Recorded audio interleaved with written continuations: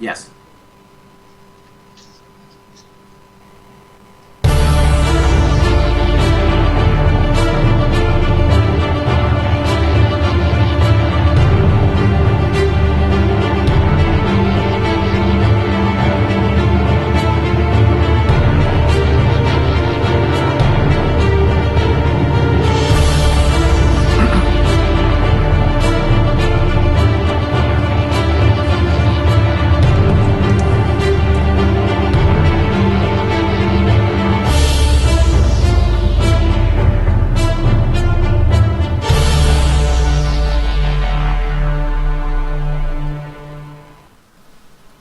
Hey everybody, this is Crafter's Tavern, and you're with myself, AJ, DM Scotty, and our guest for today. Where is he? He's not on the screen. Ah, I'm here. He's here. He's here. Okay, so the no technical difficulties quest has already started. As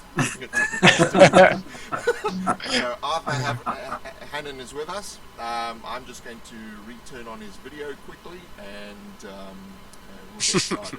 So Scotty, can you give us a lowdown on how people are reacting to 2.5D next? I've had some really great reactions to it. Like I said, there's nothing wrong with 2.5D. We all love it. But the Next just has some flexibility that the regular 2.5D didn't have, and I think people are really taking to it. I've had a lot of views on the 3 videos that I've done for it. So excellent. Well, as everyone now see, Arthur has now appeared where AJ was. For some reason else, there were 2 images of AJ, so now we have Arthur. You can never have too much AJ. No. AJ's now in stereo. Please excuse the green headphones. I was in a rush. I had the first pair I could find. Well, Hello to our live viewers. If you have any questions, I am watching. Yes, ask your questions in the comment section. And, Yep, remember there is a slight delay between our live recording and the feed on YouTube, so I will get to you. Thank you for taking the time to join us on this live show, and for all the people who are watching after the fact. We do this every month, and this month it's on Scotty's channel, and next month will be on my channel, the DMG Info. And you can check out AJ's channel, AJ Pickett, and his crafting bits for the forum called the Mighty Glue Stick. And Arthur Hannon's channel is Crafting with Arthur, and he's about to release a whole slew of videos according to his Facebook posts. I'm gonna give it a good try. I'm there. No pressure. No pressure. 3 in the morning, I'm watching these things, going, okay, come on, bring out the videos. Avid supporter. It's lovely. Supporter, yes. And oh, I'm sorry. no, go ahead. So Arthur, I was going to say, so tell us, how did you come into crafting? Crafting 2.5D? Or with 2.5D, it kind of sprung off something else. I'm an Instagram person, and there's a guy who I'm probably going to do a lot of injustice to now, but his name I believe is Billiam Bibble, and he does fantasy world maps on paper plates. And I was playing around with those ideas. I came up with a few funny ideas, like Pig Island, shaped like a pig, and the Island of Head, which was kind of roughly shaped like a head, and little things like that. Just kind of testing the waters. And I think it might have been through some other channel. I found your channel, Scotty, and it was the gelatinous cube. So the first video I watched was gelatinous cube. And not really having a lot of D&D knowledge, I was like, this is fascinating. This is great. And from there, I went to craft, conveniently have it, but happened to have it. I went on to craft my Tavern, which was my first piece. I just dived in, really. And I think it was the making. Like, I made those windows with the kind of crisscrossy metal slats, and people liked that. And I think it was people liking that kind of made me go, okay, maybe I could impart some things here, you know. So yeah, it was that really. It was definitely Gelatinous Cube though that got me into it, and then from that I watched loads. I watched most of your miniature things first, and then I moved on to the terrain pieces. And the booby show. Yeah. And then DMG's videos as well. So yeah, I mean, it's great. Like especially when you find it effectively so late, and there's so much to catch up with. You know, that's the beauty of YouTube, really. Yeah. So I have a yeah. lot of that. Well, we Yeah. have to catch up too because there's so much more to make. Yeah, I mean, constant ideas, Yeah. right? Oh Yeah. yeah. You know what I love about the stuff you do is you just really seem to crank stuff out. I mean, you're kind of a crafting monster. I mean, it's just like you'll show these rooms and they're like full of like all kinds of furniture and neat little bits and bobs and yeah, you just really crank it out. I'm super impressed how fast you crank stuff out. Well, I think a lot of people watching Yeah, will know that I was unemployed for a long time. That had a big thing to do with it. But no, I mean, yeah. If I find a space of time, I'll do my best to do that. Yeah, I kind of like getting to the beginning and the end of a project quite quickly, especially with small scale things. When it's bigger, then it's a bit more investment. But yeah, well, thank you. I'd never really used hot glue until I saw Scotty's channel. I was like, I must have one of these glue gun things. First of all, it sticks quick, but also it's shaped like a Yeah. It really is the magic weapon. It really is the magic weapon. The only time I used a glue gun for the crafting was to make a robot outfit for my uni piece, and I learned a lot about the glue gun doing that. So then when I found your channel, I was like, I've got one of them in a box, like ding ding ding ding, yes! It around like a sniper. double O crafter. Yeah.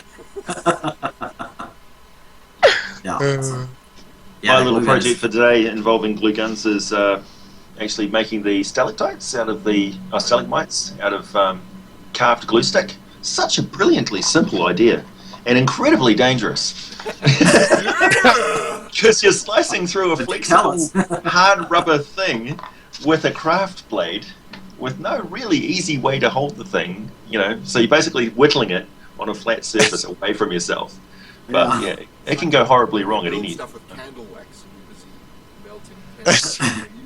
Yeah, I would recommend if you're of a mindset to try molding stuff, carve these out of a bit of wax or something like that, and then cast them, in resin.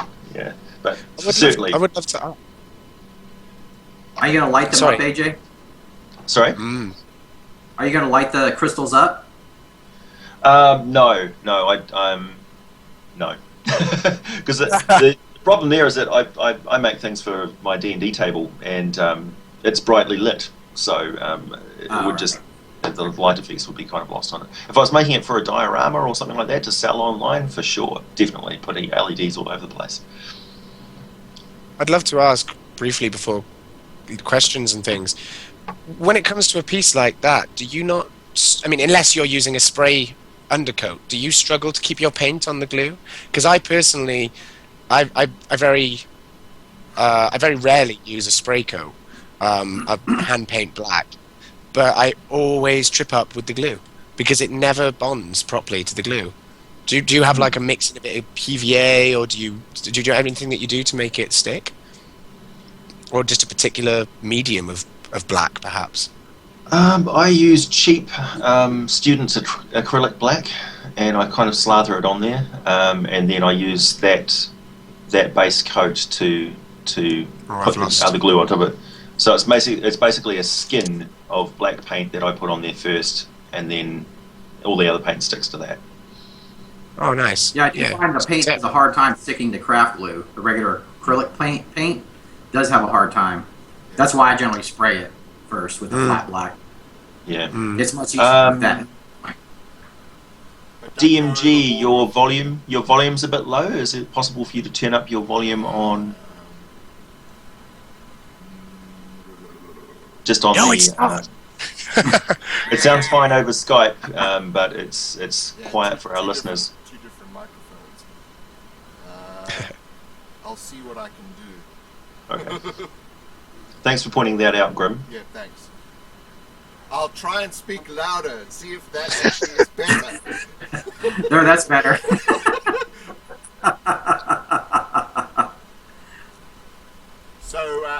questions yet, other than me messing up the audio? Nope, nothing yet. Come on, ask questions. We have people. free reign to talk about whatever we like. Ah, finally, I get to whinge about taxes. Here's my position. Well, we could always talk about these. Ah, you dirty swine, you. Do you have all of them? I've got this one, and I have the Horde of the Dragon Queen, and I've got the starter box set as well. Nice. Yeah, Yeah, I just Very, have a box very- set so far. very pretty. I've heard many people say that you've really got to have one of these books to look at it to appreciate the artwork, and it's quite true.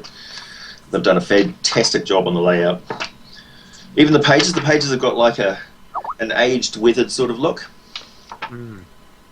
Yeah. Nice. There is a couple of I've no issues, you know. Like the halflings look absolutely awful, but everybody pretty much agrees with that. Are they anime or something? They have tiny, tiny feet. Like their feet look like they literally could put their entire foot in their mouths. Ah, And I could see that becoming a thing. As opposed Like, to you know how you say, like, yeah, I mean, in some points they look okay. Like this Taking halfling, the hobbit's feet to Isengard. this hobbit. poison gone. Hang on, where's my thing? This hobbit looks fine. It's sort of proportional, and I don't know if you can see it. Can you see that? Okay. Looks like Yeah. a shadow. It looks like a shadow, but the proportions look okay. And then in other bits, the halflings look terrible.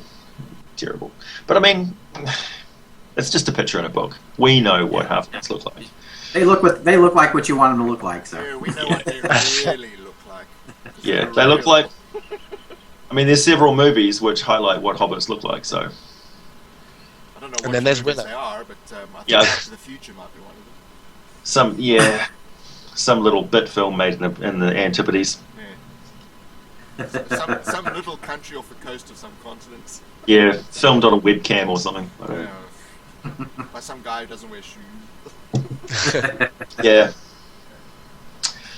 hairy bearded Yeah, guy. since I am running the box adventure, I am going to do some videos on the D&D Mines mod. So we'll have those coming soon. Because I actually am running it Saturday. So Oh, nice. Nice. Are you going to record any of that, Scotty? Because Good. I haven't decided yet. I haven't decided. I Well, personally love problem- I love I'm gonna I love the problem I camera have- setup in the old videos. One problem I have with my old my new camera is I don't have a power cord for it. So when the battery runs out, the battery runs out way before the session does. So yeah, my other camera I had a cord, and I can't seem to find a cord for it. I don't know. So yeah, that's kind of one of my problems with the live sessions. I would love to record my gaming sessions, but You should.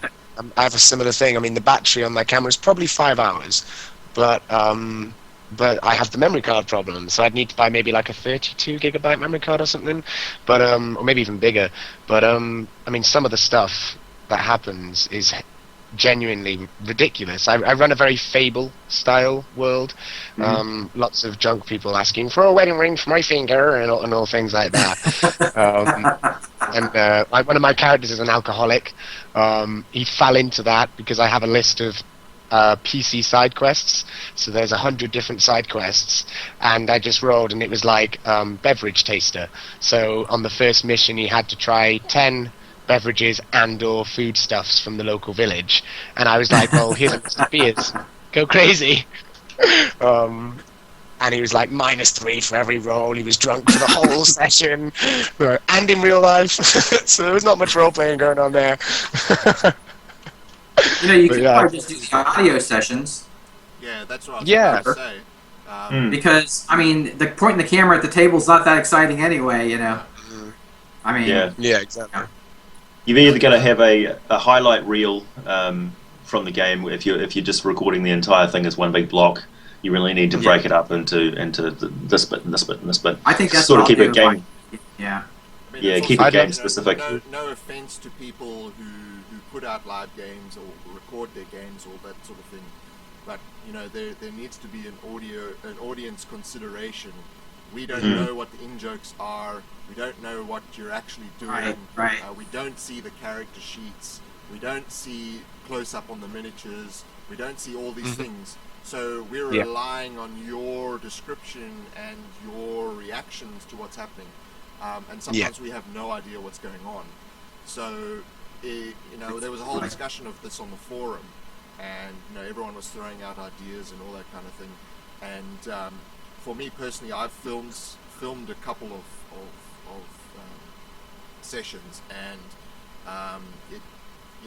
it needs to be heavily edited as video, and you basically do need the close-ups, and you do need the things like the character sheet and context. You need an introduction that says, you know, this is the land they're in, and this is what's happened before. And you need a closing statement as well. You know, what's going to be happening next, all that kind of stuff. Because it really, you know, unless someone has played the module or whatever, assume that no one has played the module. Right. Because there are a lot of us out there who've never played all the modules. Or you go a step further, Gareth, and you know, take a world like mine, for instance. I mean, it's not massive, but it is mine, and I could be like, oh, we're in Elephant, and a lot of people will go, right, where the hell's that? Like, okay, right, one sec. You do inspire me, in fact, talking about that, to maybe think of something ideally, you could record the game, do a highlights, and start with, you know, kind of get your hood on and turn your lights down and have a couple of candles like this. Where's the logo? You know, and do like, you know, welcome to the game. And then at points, cut and just cut back to that character and be like, later in the day, make it quite storytelling.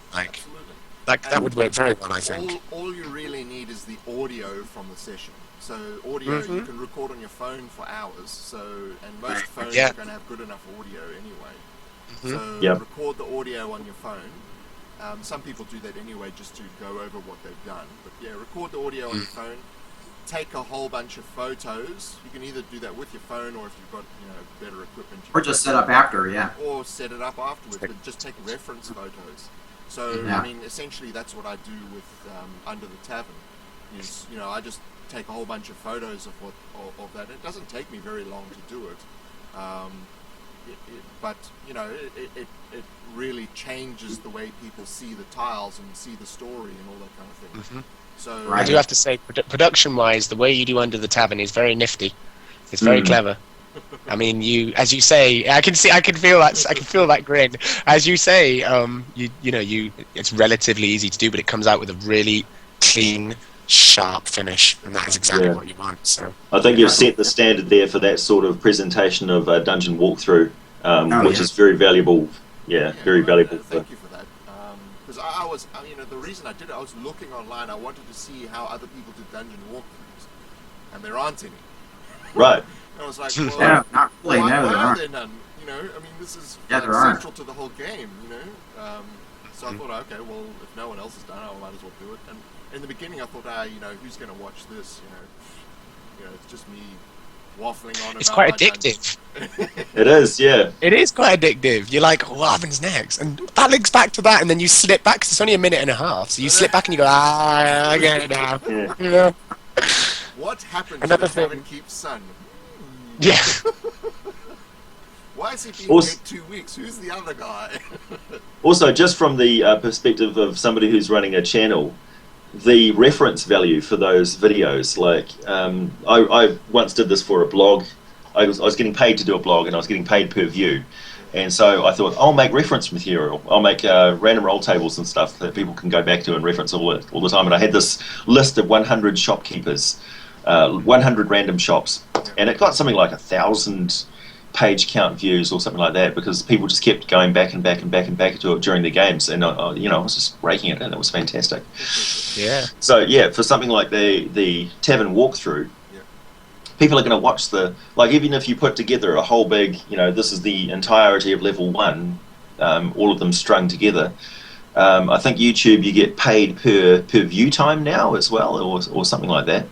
So the people who are doing live play video game channels and things like that are raking it in, and yeah, I know that's not our primary motivation for doing things. No, I mean, well, But YouTube for people who don't know, if you see adverts on the beginning of a channel, during the channel, or whatever, or you see adverts on the side of the channel, generally the person who runs the channel is earning money from those adverts. yeah. Now, you're not earning millions of dollars, so we're not sitting up on our crystal palaces and all these sort of things. our goal is, yeah. we still have day jobs, and it may have a couple of bucks at the end of the month where you can go and buy a chocolate bar, but you know, If you're lucky. if you're lucky. But as your channel grows, you get more and more options, and obviously, you know, YouTube's whole thing is that they want to support the channels that are bringing in the viewers, who people are staying and watching the whole video, and all those sort of things. So more ad revenue flows to those channels because they've got a track record. So if you are someone who's interested in the monetary value of YouTube channels, it does grow. It does get bigger, but you have to stick with it, and you have to produce high quality content, and you have to be considerate of viewers' time and interacting with the viewers. Don't just think you can put out a video and the money starts rolling in. It doesn't. It's something you have to work at. And it's you know, if you do well, you do well. You know. The average attention span of somebody watching a YouTube video, and you can monitor this yourself when you're watching, is about 5 minutes. If they haven't hooked your attention within the first couple, you won't watch past 5 minutes. And I'm sort of pushing it with my 10-minute mark, but that's kind of average for having a digest type show where I'm talking about different things. But I've only just hit 300 subscribers on my channel, so it's incredibly slow. I've been doing the channel as long as I've been growing this, to give you some idea. If you go back and look at my first video, you'll see that this is just That makes sense, actually. Yeah. Well, you started before I did. I think you had a couple of videos out before I did. I had one where I was making the Beholder, and that was like my first ever video. Yeah. That was inspired by the DM's Craft forum anyway, from our original board before we started the new one. Right. And congratulations to Scotty for 13,000 subscribers and 1 million views. Oh, thank you. Half of those views are me. Well, thank you again. I'll take a good third of those, to be honest. So I encourage people to have a look around YouTube and support the people who are doing crafting channels and D&D channels and all this sort of thing. You know, encourage them with comments, make suggestions, etc. It's, you know, it helps us, you know, lift our spirits, and we want to make more. So, you know, definitely interact with as many people as you can. Because we are a community for sure. We are a community. It's not about the ad revenue. It's about the viewers and you know, bringing everyone together and sharing ideas, because that's what DM Scotty's forum is all about, sharing ideas, and it's one of the nicest places on the internet. So. I find the Facebook group absolutely astounding, really.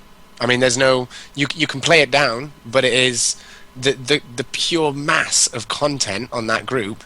And I would be more active on the forum. I do have an account. I used to be a big forum guy. I got a bit addicted. I had about 12 different forums I'd go on for crafting, for wargaming, for video gaming, and so I try to keep it in one place. But the Facebook for me is very helpful. I mean, I've definitely to be a bit of gangster, like, big up to the forum. I think Facebook. There is an overlap, but I think a certain group of people gravitate to Facebook and a certain group of people gravitate to the forum, you know, just because I think the ease of Facebook, for one thing, over the forum, because you have to post your pictures, and, you know, it's not quite as easy as Facebook to do, but but you can be more detailed. The forum's different because you can be more detailed, and then you can put all your stuff together. Whereas Facebook, it just kind of feeds and then it goes away. Where the forum, you have that library of stuff. It's crazy. So both are great resources. Really, both are great resources. I really use Facebook to kind of do more what I'm currently doing instead of the forum. I'll give news on the forum, but I more up to date, I think, on Facebook with what I'm doing, certain things I'm doing, than on the forum. But the forum is fantastic. I mean, both are great resources. They really, I think all people should be in both if they're on Facebook. Yeah, for sure. I probably haven't had a cigarette for the last 4 months without going on your Facebook. That's hand to my heart, truth. I'll be outside and I'll be like on the Facebook. Congratulations, that's awesome. Jim Scott's funding habits now. Don't let the tobacco companies. Yeah, spend your money on glue sticks, not on cancer sticks. All of a sudden, my channel ads stop running cigarettes for some reason. Wherever it's still legal to advertise cigarettes. Maybe you flagged by the cigarette lobby. We know where you are. Beep. Yeah. I did want to say, actually, that the end of something I've been wanting to be able to say to you in person, Scotty, is the little jokey bits you've been doing at the end of your videos. Like, keep them coming thick and fast, because they are really funny, and I really like them.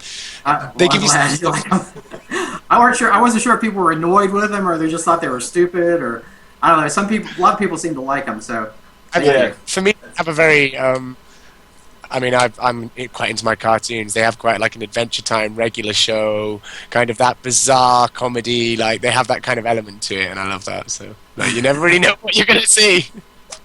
Well, it kind of feels like playing with toys when you're crafting. So, you're moving little guys around and, pretending they're alive. And, I don't know. It's very toy-like, and that was kind of my inspiration for those little skit things. As long as you enjoy doing it, it doesn't really matter.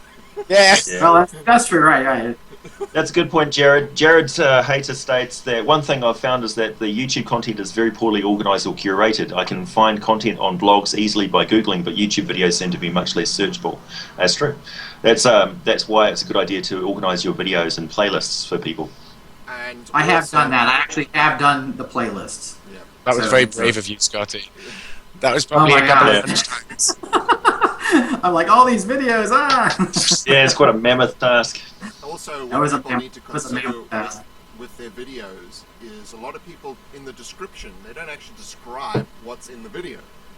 They go, my next video on Dungeons and Dragons, or my next video on crafting.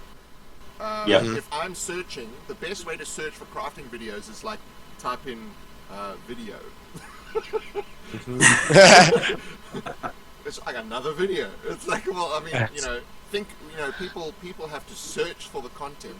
So you need to supply the words that describe what's in the video, so that when people search, they find it. So that needs to be in your title, that needs to be in your description, and the tags. Tags are very important, because the tags also, those are references for YouTube as to what's in the video. Because, it doesn't know what's in the video. The machine's not intelligent enough to do that. Yet. It does do speech recognition, so it does actually do a little bit of a closed caption thing. But if you read those, some of those are hilarious, because if you've got an accent like mine where it doesn't really understand it very much, some of what it's saying is hilarious. So you can also adjust the closed captions as well. You can actually manually put them in. For someone like Scotty, that would take probably 10 years to finish that off. But if you do that manually as well, YouTube uses that to find the videos. So that's clever. If you're really wanting to push your channel, you can go through your closed captions and correct all the mistakes, and you will get higher up in the search algorithm. But that this is. Sorry, continue. This is not obviously the only element. You need to also engage with your viewers. You need to have the likes, you need to have the shares, the favorites, you need to have the audience retention, you need to have all these things, and that's, and good content. So Yeah. I need structure more than anything. Lots of it. Your videos are good. I need it. I really like your videos. So. I do like your I, videos. Yeah. I do too. I thing is, because of as I mentioned in our kind of pre-chat, my degree is very fresh, so there's no reason for me to get my audio wrong or for me to get my lighting wrong necessarily, but I still get a little incontinuous. I mean, my Splodin Shrooms episode, one of my favorite crafts I've ever done, and as DMG rightly said, the lighting is just completely off. And it's a simple mistake, so there's stuff I'd like to do again, but I need when I was talking about getting another camera as well, because I think we lost connection then actually when I was saying that, but I want to be able to I mean, my idea of making my channel just a little different was to have a little more of a kind of children's Art Attack TV show kind of approach. Do you know the show Art Attack? In America and in your countries, guys. Well, it's basically, it's like one camera on and one camera down. So it's like, kind of, so I'll be talking to you guys and then it'll cut, and as I pick up the material, put it down, I'll edit so that it cuts as I put it down and it'll go to my hands. And then if there's something, because I'm quite expressive Like a in my cooking narration. show. Pardon? Like a cooking show. Exactly. Yeah, exactly. And I mean, I'd do it in my kitchen as well. But it's the best surface I have. A word of warning: you've just doubled the amount of footage that you have. Yeah. Yeah, well, this is the thing. I love editing. I actually kind of get off on editing. It excites me. But I'll let you in a little it is secret. hard. I shoot a video, and then like a month later, I do the intro. And when you see me like lift up the stuff from the table, that was filmed like months ago. So I'm just like picking I have about 20 videos in production right now. That's right. This is what I need to do. All the intros and the outros and all that sort of thing are shot separately from the actual main crafting, and all my talking is shot separately as well. Because when I'm doing the crafting, I just do the crafting and I just do it. And oftentimes I make mistakes, but you don't see them in the video because I edit them out. Well, this is I film chronologically. Yeah. So, and I'm not that it was my education to do so. So that's that throws me. But no, I need to take that advice really and film bulk. Again, the memory card issue. So if I get a nice big memory card, I can just film bulk and just release a bunch of things in our own. Less pressure, less having to be like, right, for the next 8 hours, I'm going to record, edit, release, and it's just it's a lot really. So. And also remember that a lot of cameras have a half-hour limit on recording time, and that is a limitation of the filing system on the cameras. So you'll only get 30 minutes. And have a watch or something next to you, so that when it hits that 25-minute mark, stop, and start recording again. Yeah. Because otherwise you'll be in the middle of something, and there's a couple of my videos where all of a sudden the thing is finished, the painting has been done, and that's because I've forgotten. and all I did was, and then the voiceover is all I did was then just paint it green. And that's because I don't want to have to rebuild the thing and then repaint it. Right. That always sucks if the camera does not on record or something, and you're like, oh no, I gotta redo it. Talking of redoing stuff, Felix Boothby says, do any of you plan to redo old videos with new techniques? Well, I don't think DMG needs... Silence. I don't know. I hadn't planned on it, but the only thing I would really change is when I did a 6.5 centimeters. I wasn't really going to be catering to grids, and then I did the grid conversion video, and I was thinking, okay, maybe I should have done just the 3-inch square there and made that. Because it doesn't really make that much of a difference in half-inch walls. no, it doesn't. Yeah. So if I was going to change anything, that's really, I would just start with that measurement, and then you wouldn't have to have the two different things. But so many people have been able to do it on their own that I don't think it needs.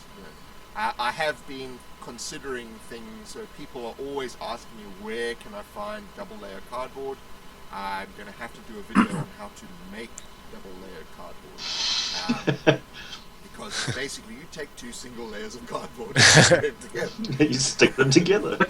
But the trick is you take the corrugation and turn it different ways, so when you put the two pieces together, it's even stronger. Correct. Yeah. So, I mean, That's the trick.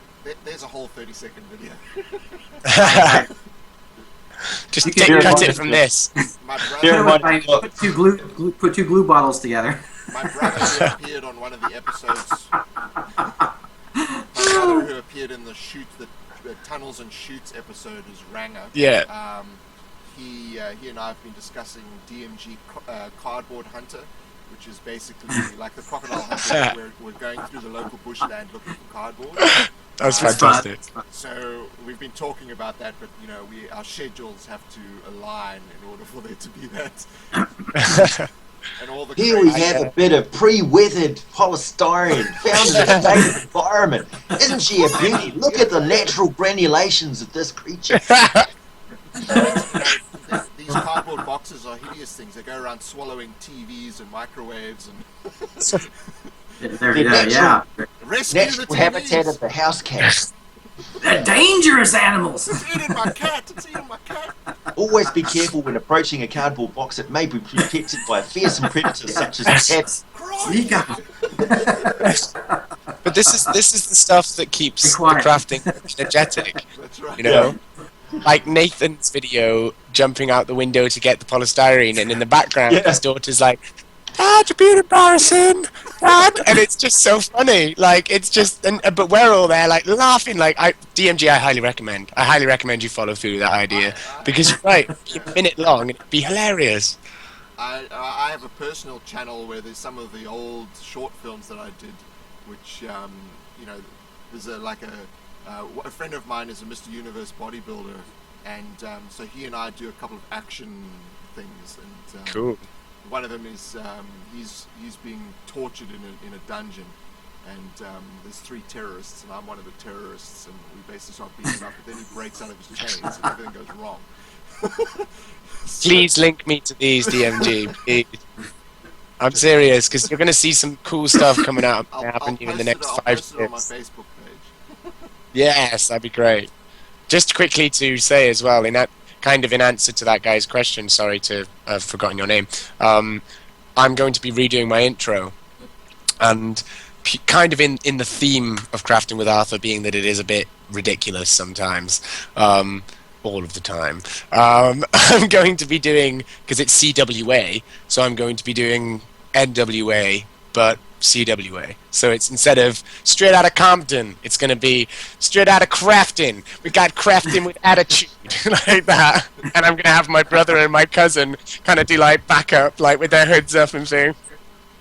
And then I'll have like little like camera check, just look like we're in the dungeon. Yeah. Use fun. White and Nerdy as a reference material. I don't know if you've seen that, but that's absolutely hilarious. Yeah. Like, oh, Plastic yeah. white and sticky. Plastic. I was like, I- I I- traded yeah. that Star Wars video in back alleys. Speaking of intros, I wanted to thank Nathan for doing my 2.5D Next intro for me. That's actually my father doing the narration on it. So he's an old, he's an old DJ. So yeah, he's got that voice. He's got the DJ. Is he for hire? Unfortunately, I Because didn't his voice is voice. amazing. I thought you'd. I got a little squeaky voice, but he got a great DJ voice. Now the inventor When, of 2.5D, Tim Scotty. And 2.5D. Whenever I'm sound testing, whenever I'm So thank performing you, and I'm Nathan. sound testing, I always do the movie voice. So like I can't help myself. It's something I love to do. So I'll be like testing 1, 2, and then I'll be like, in a world, like, and start doing. And, He I'll be, was a cabana boy who just picked up a glue gun. spare time. Charlie Memorial News says, have you thought about doing a Skype game with all of your subscribers? Um, well, I've recently got involved with the YouTube RPG Brigade, and we're doing this thing called Brigade Con, and we've also got a a Facebook group, which is a live one shot game group as well, which is gaining subscribers rapidly and scarily. So, so I'm How going to do be you find running. that? It's Juice. Juice started it. Juice. Okay. He added me to his circles today, so that helps. So, If you don't notice ask that why I haven't put out a video on a weekend, because I always put out a video on a weekend. If I haven't put one out, it would be because I've done a live show like this with somebody else. And Juice has been running live chats where people just jump in and talk about role-playing games in general, the playing and running of role-playing games of all kinds. And from that, we came up with the idea of just having a one-shot group. So it's for people who either they've got a group of themselves who don't want to play Paranoia or Traveller or one of these old school games. They don't want to play that. They just want to play fifth edition or the new stuff or something. And the DM is just itching to play this game that he's had sitting on his shelf for years. Or for playing old games that deserve a bit of spotlight. And the idea is to record a Google Hangout game and then just play it and have it broadcast, so that there's an archive of people playing these old games, so that people can see how they run or what they're like. Because we can talk about games until we're blue in the face, but actually sitting there and watching the gameplay gives you a great idea of how it runs and things. Yeah. And I really want I to find play Western. A Western would be really fun. A Western one shot. I mean, that'd be so much fun. Definitely. That would be cool. I find that if you're recording a tabletop game where everybody's sitting around at home for your regular evening game, it's an entirely different thing from sitting and watching somebody playing a Google Plus game where everybody's mainly talking in character or talking specifically about the game. It's a bit more concise and condensed. So I find Google Plus games or Skype Hangout games a bit more interesting to watch. Also, there's the multimedia, which sometimes gets involved there as well. But again, like DMG says, a bit of post-production on those shows would do wonders. Where simple bit of artistry. The DM talks to the audience per se after the fact, and says, at this point, the dungeon denizens have become aware because of this character's loud talking. This is what I'm thinking about off camera, and this is the consideration I've given for this bit and this bit, and you would see the mechanics that's going on behind the scenes, sort of thing, where the guy is. This is how the game is interacting. If you want good reference material on how a D&D game should be done live, have a look at the TV show that's on YouTube. You'll find it if you type it in. High Stakes Poker. There are two commentators on there in the early seasons of that, and the one guy he's a very good poker player, and the other guy doesn't know much about poker. And the way they describe what's happening and why he would do certain things and all that commentary is valuable to someone who's watching. So you've also got the whole cam, so you can see the person's cards. That would be, you can see the person's character sheet. You've got the camera above, which can see all the cards in the middle. So that would be where you can see the tiles and all that kind of thing. Now, obviously, people are going to go, but I don't have 10 cameras and blah blah blah blah. It doesn't matter if you don't have 10 cameras. You can reproduce that in post. So in post production by scanning in the character sheet and actually showing the character sheet, and showing the bit where he's adding something. You can shoot that later. You don't need to shoot that straight away. But that level of production value adds so much to what you're watching. It does. Yeah, it does. Think about why there's commentary in sport. I mean, we can see the guy kicking the ball. Why do we need to have a guy telling us that there's a guy kicking the ball?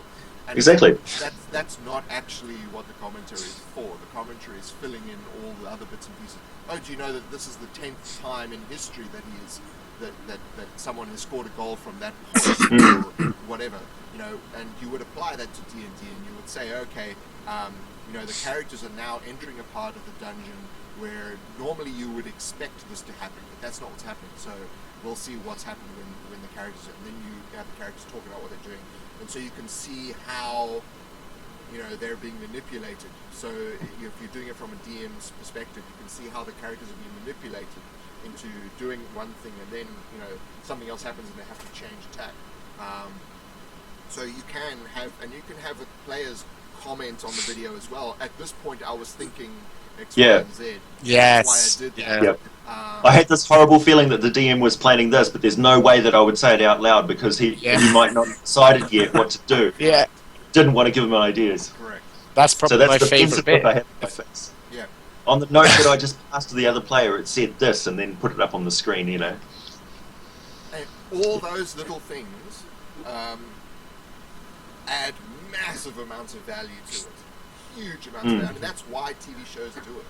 You know, that's why they have commentators. That's why they show you the scoreboard. That's why they show you these things, because you know it adds so much value to what it is you're watching. And I think people need to take that and consider that when they're actually doing that. Yeah. All you need is the audio from the game, because that's all you really need. And you, for yourself, some references as to where things were, and photos of the character sheets as it progressed, and maybe things like that. So it's not really eating into the game, the production of this thing, but you can produce with the audio files later. You can actually reproduce the game, and then do the commentaries and intros. And if you want to do special voices for the monsters, which you didn't do in the game, you can then do that. I will kill you. You know. So Very true. Very true. so there's so much that can be done, and you just it's a matter of going out there and doing it. So if someone wants to start a channel that does that kind of things, I'm an instant subscriber. There's Well, I one would thing I agree. wanted to mention in regards to professional quality, and this is something that I'm sure with your media history, DMG, you'll be familiar with, but it's camera motion. And I still use Windows Movie Maker. I little poor for Premiere Pro, which is my trained program, but even Windows Movie Maker gives you camera motion options, and it's one of those things that you learn very early in kind of film school or something like that. Is that if you watch pretty much any professional film, most TV, unless it's just like a 2-camera setup soap opera, there's always some kind of motion. Unless it's a bit of an indie film where they're purposely doing it to make an impact, the lack of motion. And it's one of those things that you say, you can do so much in post. You're building this idea in my head, DMG, and you've got this great idea coming on where just record the game in audio, photograph. So the audio does itself. No. You don't have to check on that or anything. Just make sure it's still recording. Photographs every now and then, which I think a lot of Dungeon Masters are scared of doing. They feel like they're interrupting the game, but if you really think about it, it's like, 1 second, guys. Oh, 1 sec. Okay, got it. Carry on. It's what you make of it. It doesn't take out of the game too much. And then you put that together with the edited audio and those little narratory bits and then just a bit of camera motion on those photographs, you can build a scene really quickly in the different layers. And I'm thinking of the audio, and like there's moments where, there's one particular moment that stands out in my head, which was funny, which I think you guys would appreciate. And it was when they had this character who, my 2 players had this character that helped them. He was a bit shifty and a bit weird, and as soon as they met him, the way they interacted with him, I switched him completely. He was going to be this snide Grima Wormtongue, and then as soon as they met him, like one of the first things they did, they just like grabbed him, and my drunk character was drunk, and he slammed him against the bar in the bank, and he was like, "You're going to help us, because we need your help." Like, really like drunk and slurry, and the guy was intimidated. And eventually they left him in this tunnel, tied up in the darkness, and when they went back to get him, like maybe 2 hours of gameplay later, they just went, "Oh my god, Jeb!" And they just went back to get him, and he was sitting there, and they came down the ladder, and he was like, "You bloody bastard, you bloody officer, bloody long." And they grabbed him, and they were like, "Calm down," and he was like, "No, I'm not gonna calm the bloody fuck down." And they like shoved his head in this bucket of water, and it was like silent, but I was going, and then they kind of gestured that they pulled him out, and I carried on, "You bastard," put it back in. We did that about 6 times until after like the 5th time, or the 6th time, he was like, "You okay, point taken," like that. And those bits, when you cut out the "how do you proceed" or "what do you do," when you cut that out, you actually just end up with effectively a radio drama. And Right. and you effectively end up with very low budget animation. Yeah, It South almost seems Park style or just stick figure drawings, whatever it is. If you cut it, if you have rapid cuts between shots of anything, it'll build that expectation of pace because people have been trained to watch TV shows this way. Yep. Our entire lives, we watch shows and they'd set this sort of pacing. That shaky cam thing, I think that started with NYPD Blue, was very, very much, they just shook the camera all over the place. But Hill Street Blues and shows like that, or Taxi, where people were moving around in the scene, were sort of precursors to all that sort of stuff. Going back in time, oh. You'll see it. The moment I tell you this, you'll see it in every single show. But the characters all whenever they want to pan the camera, there's someone walking with a file, and then the camera moves to the person with the file, and then the camera stops and the person keeps walking, and then there's the walkie-talkie West Wing. No, it's because if you just pan the camera, it distorts because the lens is curved. But if you have a subject moving, you don't see the distortion. So a person walks with the camera. So you always have an extra who walks with the camera so that the camera doesn't distort. And you'll see it in everything, I'm telling you. Every time you're watching a movie now, you'll just see a guy with a file walking in front of the camera.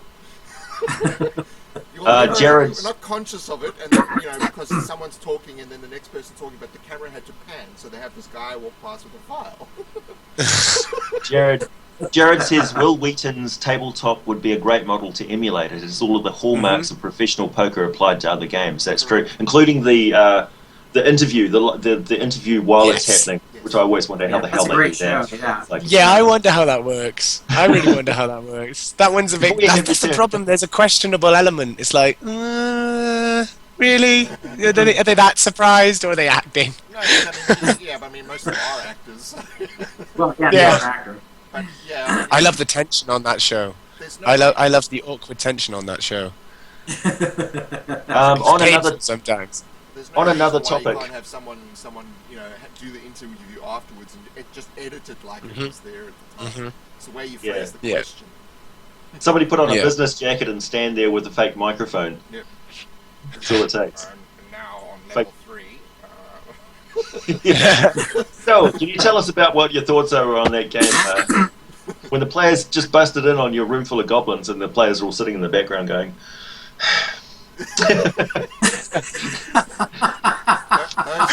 what they don't realise, of course, is that the floor is trapped. Every second square is going to fling out darts and arrows, and all the players suddenly look at the board.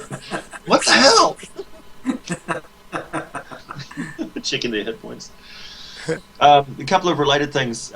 Somebody else mentioned that they were impressed with how many bits and pieces of terrain that you fit on your dungeon dressings that you fit into every one of your rooms, Arthur, with your designs. And Mad Lad Design says, and hello, Mad Lad Design says, what do you guys think about Kickstart dungeon terrain? Would it be something you'd buy? If it was something like the Bones Reapers miniatures, where they had a pack of just like every type of resin cast furniture you could imagine, I'd be keen on something like that. Hopefully pre-painted would be nice. But yeah, if there was a nice big, it was comprehensive and it included villages, like villagers, that would be fantastic, because there's nothing like that really on the market where it's got an entire tavern full of dressings, beds, shelves, all that sort of stuff, all in one big pack that you can just buy. And it would do you for years. That would be fantastic. Where's the fun in that? Where's the fun? True. This is a crafting show. I know, but you know me, I specialise in, I ain't got time for that. I ain't got time. Nobody got time for that. So I'm all about the quick and nasty. You guys come up with a fantastic, build it yourself, crafting element of it, and I'm like, that's a great idea. How can we make it so a 5-year-old can do that with a pair of sticks and a glue stick? It's the glue that keeps us together. Yeah, that's right. One glue stick, one community. That's right. Oh, many glue sticks. Many glue sticks. Many styles, That's one a good passion. motto. Many glue sticks, one community. Yeah, this is one long glue stick. It's going from Australia to New Zealand to to England to America. That's a big glue stick. Hot glue that holds the world together. It's like the Twinkie in Ghostbusters. That's a big glue stick. What about the glue stick? Try and picture a glue stick, 40 feet long and 260 pounds.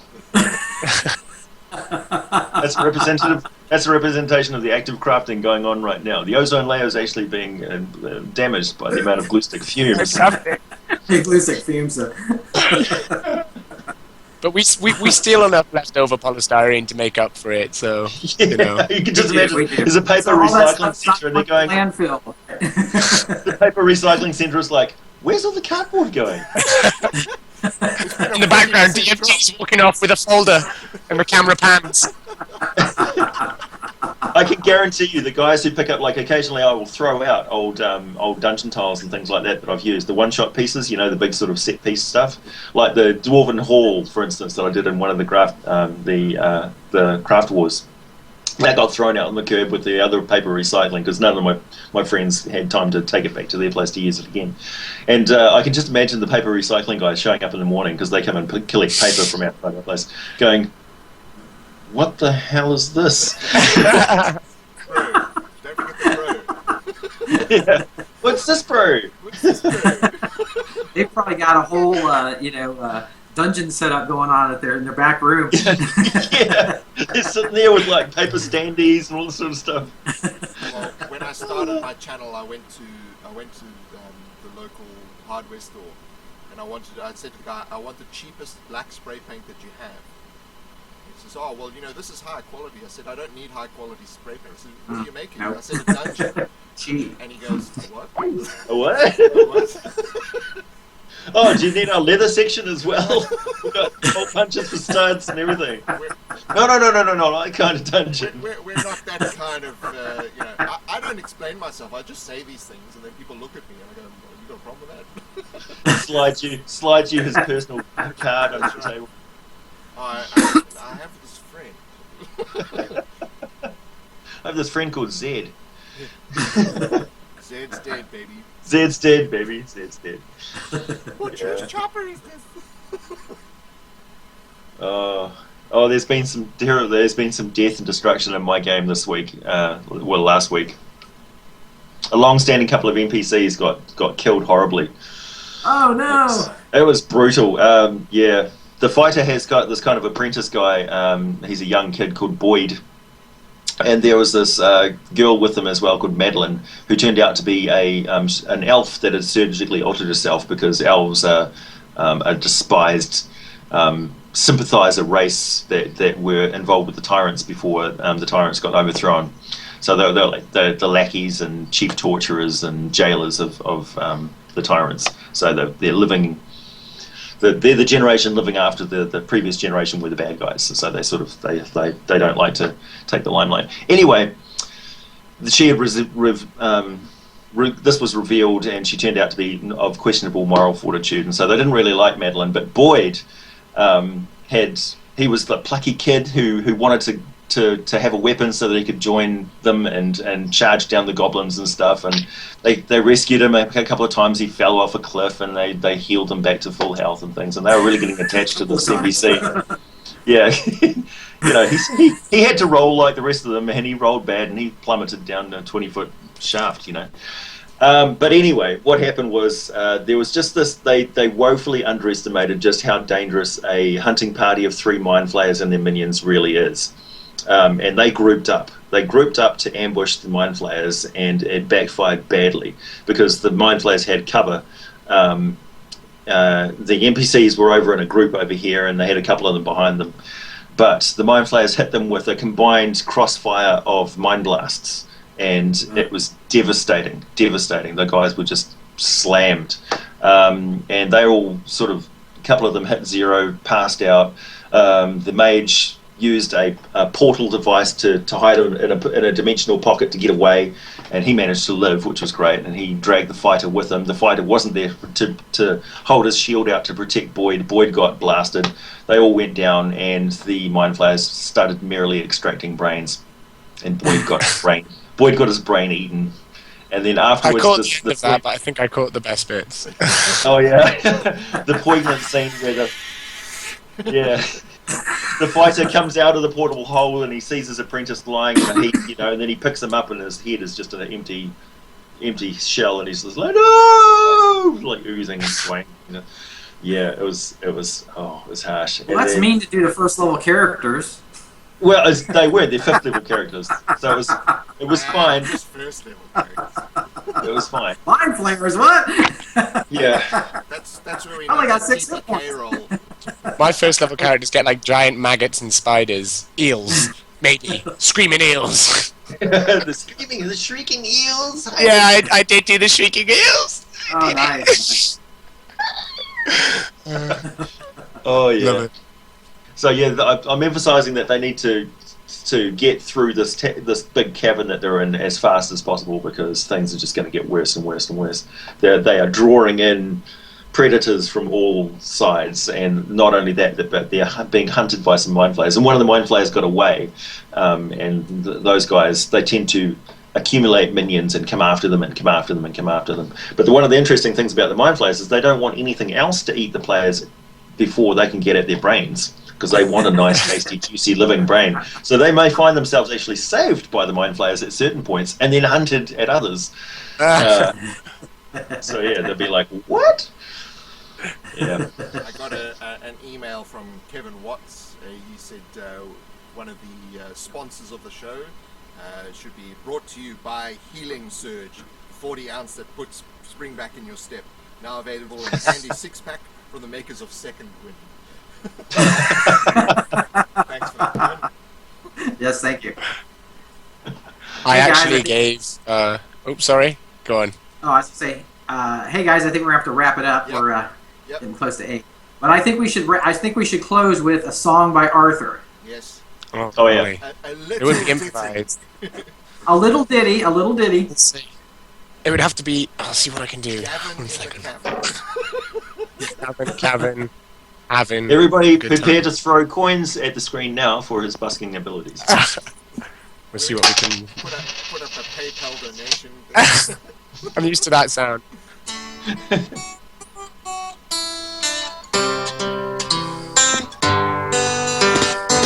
Oh, got a wire in the way. 1 second.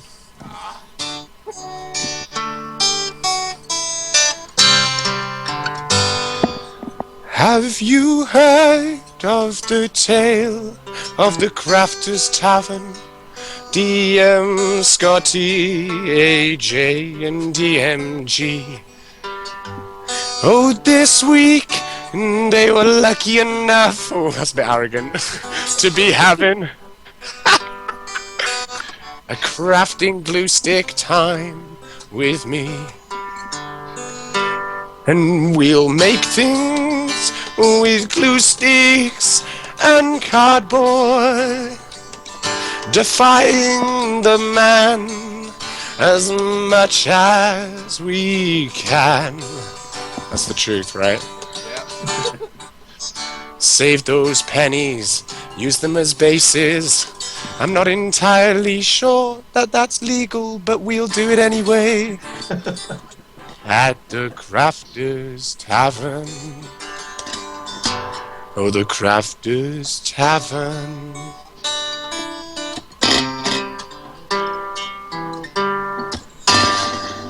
There you go. I don't know what to do. Like button. Woo! Like button. Awesome. Great. So, Scotty, your channel, anything you wish to say before we leave? Oh, go forth and craft. Go forth and craft. And I'll see you on the forums, Like everyone. button. Like button. Like button! Alright, thank you everyone for joining us, and just check out DM Scotty's channel, which you're on now. My channel is the DMG Info, AJ is AJ Pickett, and Arthur Hannon is Crafting with Arthur. I think your channel is called Arthur Hannon, isn't it? Mm-hmm. Yeah, So you can find a bunch of other video wee bits, so. Yeah. So you can also check us all out on Facebook as well, because we're all interconnected. Yep. And Yes, yes. thank you for joining us from wherever the Any world glue you are. sticks? Thank you for joining us from wherever the world you are, and we will now disappear into the internet.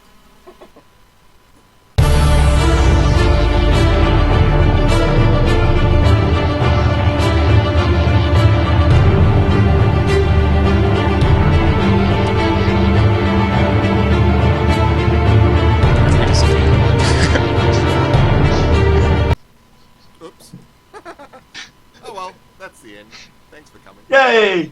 The button. Should I stop the stream? Click the